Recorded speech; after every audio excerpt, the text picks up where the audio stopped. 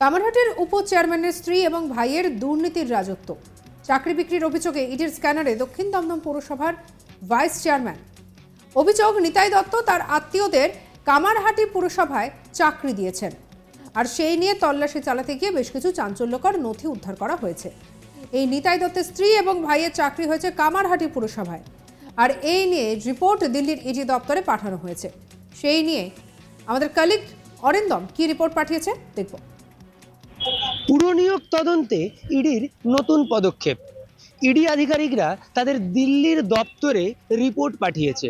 সেই রিপোর্টে তারা উল্লেখ করেছে যে ভাইস চেয়ারম্যান অর্থাৎ দক্ষিণ দমদম পুরসভার ভাইস চেয়ারম্যান নিতাই দত্তর বাড়িতে তারা যখন রেড করেছিল, সেই রেডের সময় তারা বেশ কিছু নথি উদ্ধার করেছিল নিতাই দত্তর বাড়ি থেকে, যে নথিতে কিন্তু স্পষ্ট ছিল যে নিতাই দত্তের আত্মীয়রা কামারহাটি পুরসভায় চাকরি পেয়েছে।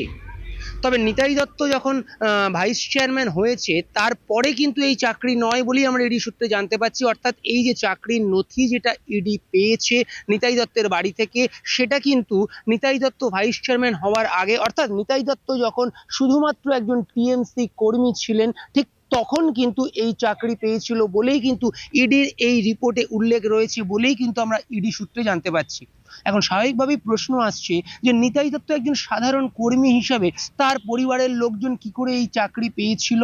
ইডি কিন্তু এই তথ্যটাই জানতে চাইছে এবং এই পুরনিয়োগ দুর্নীতি মামলার তদন্তে ইডি কিন্তু এই যে তথ্য, বিভিন্ন তথ্য নিয়েই কিন্তু তার রিপোর্ট পাঠিয়েছে তাদের দিল্লির অফিসে। এবং আমরা যেটা দেখতে পেয়েছি যে সেই রিপোর্টে কিন্তু কামারহাটি পুরসভার অ্যাসিস্ট্যান্ট ইঞ্জিনিয়ার তমাল দত্তের কথাও উল্লেখ রয়েছে। তার বাড়ি থেকেও যে অর্থ গয়না পাওয়া গেছে সেগুলো সেই রিপোর্টে উল্লেখ রয়েছে।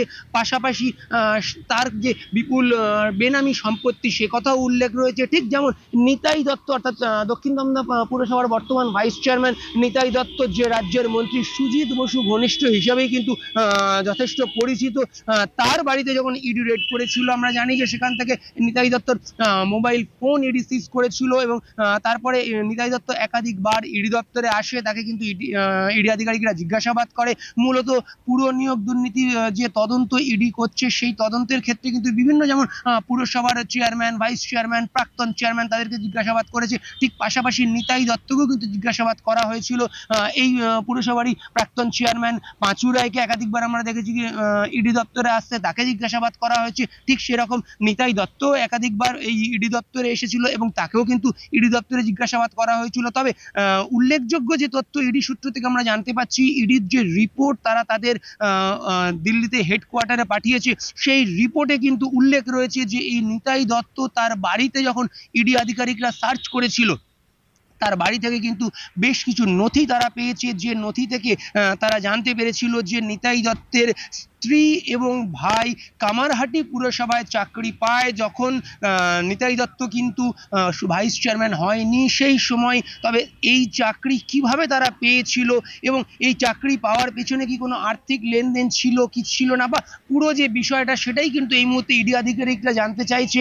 সেই জন্যই তারা যে রিপোর্ট দিল্লিতে পাঠিয়েছে, সেই রিপোর্টে কিন্তু এই যে নথি পাওয়া গেছে তার কথা উল্লেখ রয়েছে। ফলে স্বাভাবিকভাবেই বলা যেতে পারে যে ইডি কিন্তু এই পুরনিয়োগ দুর্নীতি মামলায় নতুন যে পদক্ষেপ নিচ্ছে, অর্থাৎ তারা যে রিপোর্ট ইতিমধ্যে তাদের দপ্তরে পেশ করেছে দিল্লির দপ্তরে, সেখানে কিন্তু এই বিষয়গুলো উল্লেখ রয়েছে যে তারা এখনো পর্যন্ত এই নিয়োগ দুর্নীতি অর্থাৎ পুরনিয়োগ দুর্নীতির ক্ষেত্রে কাকে কাকে বাড়িতে সার্চ করেছে, কাকে কাকে জিজ্ঞাসাবাদ করেছে, তাদের কাছ থেকে কি কি জিনিস পাওয়া গেছে, মূলত সেই বিষয়গুলোই কিন্তু তাদের এই রিপোর্টে উল্লেখ রয়েছে। অর্থাৎ এটা বোঝাই যাচ্ছে যে ইডি কিন্তু আরো দ্রুততার সঙ্গে, আরো তৎপরতার সঙ্গে কিন্তু এই পুরনিয়োগ দুর্নীতি যে তদন্ত সেই তদন্ত এগিয়ে নিয়ে যাওয়ার ক্ষেত্রে যথেষ্ট অগ্রসর হচ্ছে। এবং তারা যে যে জিনিসপত্র এখনো পর্যন্ত পেয়েছে বা তারা যার যার বাড়িতে সার্চ করেছে এবং তাদের কাছ থেকে যে সমস্ত নথি বা যে সমস্ত জিনিসপত্র পেয়েছে যেগুলো এই পুরনিয়োগ যে দুর্নীতি তার সঙ্গে সংযুক্ত রয়েছে,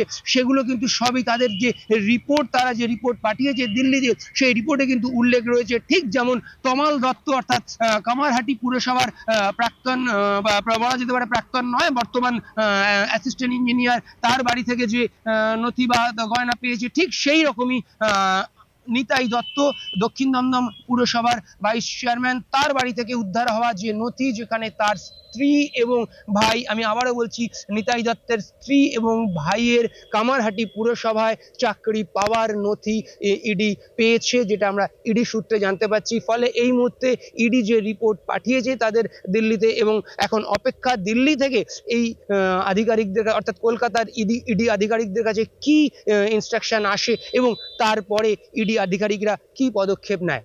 অরিন্দম ভট্টাচার্য, আজ তাক বাংলা, কলকাতা।